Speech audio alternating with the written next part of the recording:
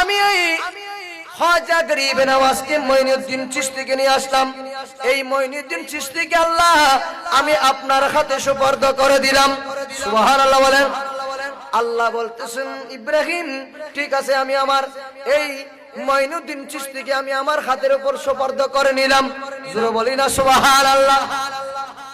এইভাবে যখন উনি সেখানে মক্কায় হজ করলেন, হজ করার পরে পরে উনি যখন ফিকহ শিখতেছেন, ফিকহ শাস্ত্রের মধ্যে কিতাবের বিভিন্ন ইলম অর্জনের মধ্যে চলে গেল, এগুলো যখন ইলম অর্জন করতেছেন, হঠাৎ করে উনি সেই জায়গার মধ্যে একজন বুজুর্গ পীরের খোঁজ খবরের জন্য বের হলেন।